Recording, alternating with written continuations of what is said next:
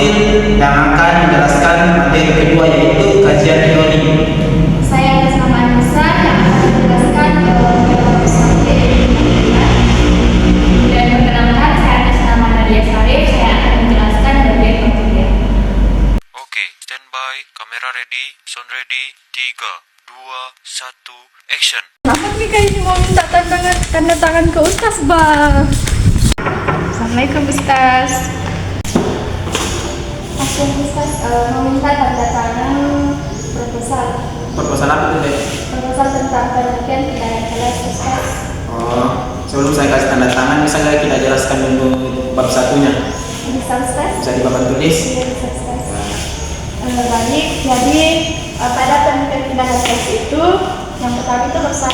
Nah, bab 1 ini bertentang pendahuluan, artinya berisi gambaran awal penelitian yang fungsinya itu untuk menjelaskan alasan dan arah penelitian. Kemudian ada pun bagian-bagiannya. Yang pertama itu latar belakang. Nah, latar belakang itu menjelaskan alasan mengapa penelitian dilakukan, kemudian permasalahan yang terjadi di dalam kelas, kemudian pentingnya penelitian tersebut. Nah, yang kedua itu rumusan masalah. Nah, rumusan masalah ini berisi tentang pertanyaan penelitian yang akan dijawab melalui tindakan yang akan dilakukan. Kemudian yang ketiga itu tujuan penelitian. Nah, tujuan penelitian ini menjelaskan apa yang ingin dicapai dari penelitian, misalnya meningkatkan hasil belajar atau motivasi siswa. Kemudian yang keempat itu manfaat penelitian. Nah, manfaat penelitian ini menguraikan manfaat hasil penelitian bagi guru, siswa, sekolah, dan pihak lain. Ya sudah ya, Dek. Oke, itu ya proposal tentangnya. Minta tolong panggil lagi temennya yang mau bimbingan. Baik, saya terima kasih. Ini saya akan menjelaskan bab 1 pendahuluan. Nah, pada bab 1 pendahuluan ini berisi tentang gambaran awal penelitian yang fungsinya itu untuk menjelaskan alasan dan arah penelitian. Kemudian bagian-bagiannya itu yang pertama latar belakang. Nah, pada latar belakang menjelaskan alasan mengapa penelitian dilakukan, kemudian permasalahan yang terjadi di kelas dan pentingnya penelitian tersebut. Kemudian yang kedua itu rumusan masalah. Nah, pada rumusan masalah ini berisi pertanyaan penelitian yang akan dijawab melalui tindakan yang dilakukan.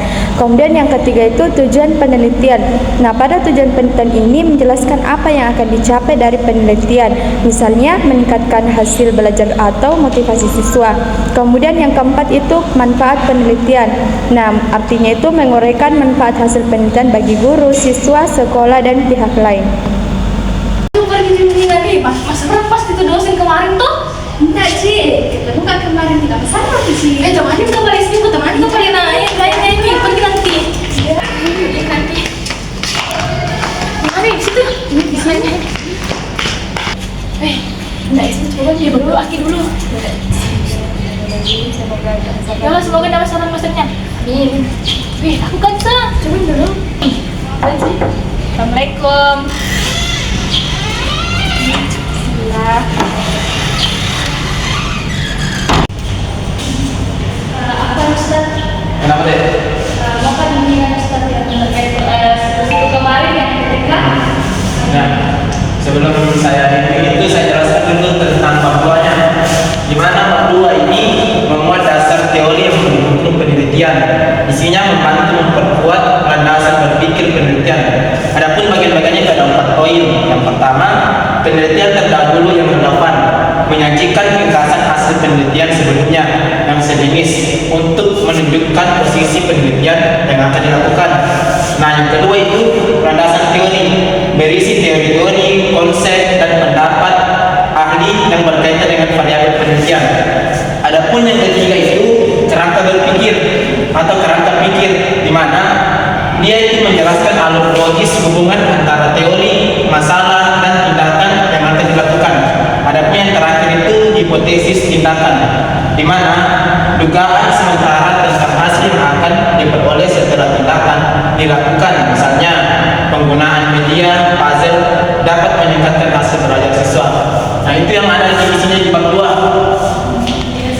Nah, apa lagi yang mau ditanyakan? Nah, sebelum itu jelaskan dulu bab 3-nya, karena harus ini dari bab 1, bab 2, bab 3-nya belum jelas. Saya akan menjelaskan tentang kajian teori. Bab ini memuat dasar teori yang mendukung penelitian. Isinya membantu memperkuat landasan berpikir peneliti.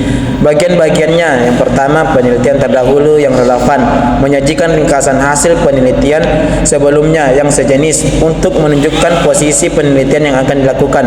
Yang kedua, landasan teori, berisi teori-teori, konsep dan pendapat ahli yang berkaitan dengan variabel penelitian.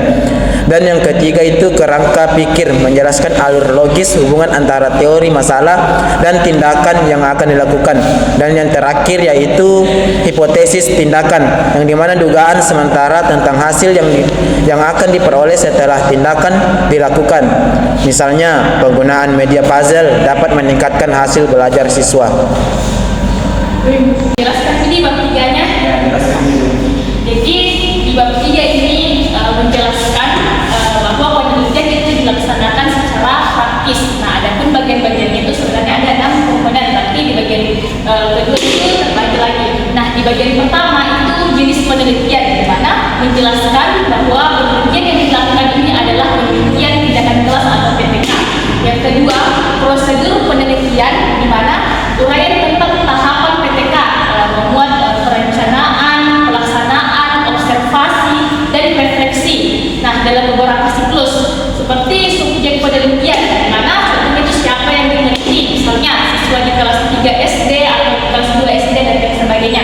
Terus selanjutnya ada pun waktu dan tempat penelitian, di mana dan kapan penelitian itu dilaksanakan. Dan yang ketiga ini ada langkah-langkah tindakan seperti detail setiap tahap pelaksanaan. Nah, masuk di bagian 3 yaitu sasaran penelitian, di mana fokus atau objek yang menjadi perhatian utama dalam penelitian. Yang keempat itu instrumen penelitian, di mana alat yang digunakan untuk mengumpulkan data seperti lembar observasi, angket ataupun tes. Yang kelima, teknik pengumpulan data, di mana itu membuat cara memperoleh data, misalnya observasi, wawancara, dokumentasi, dan tes.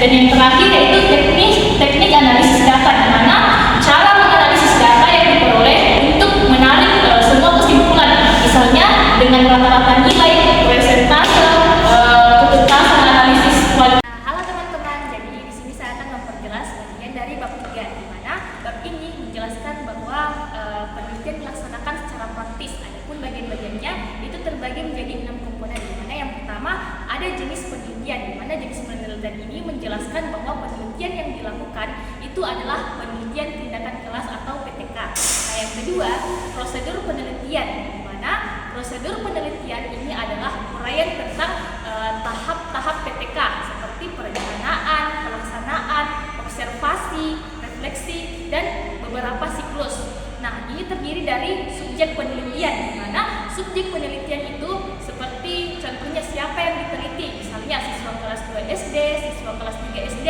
dan seterusnya.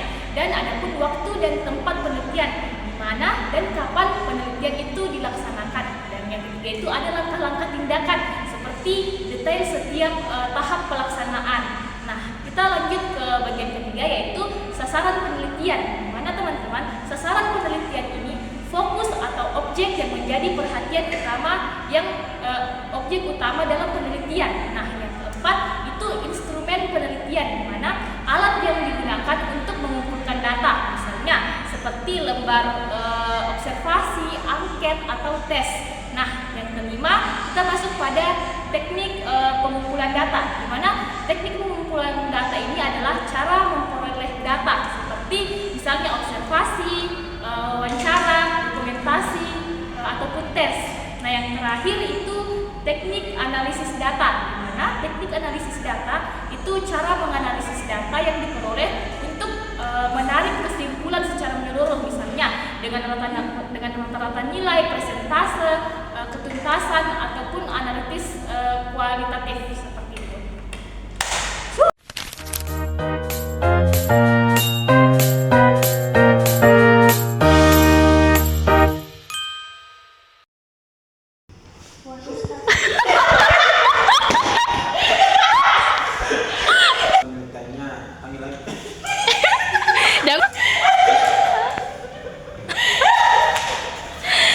Jatuh kumisnya dosen guys. Lah, ulangi.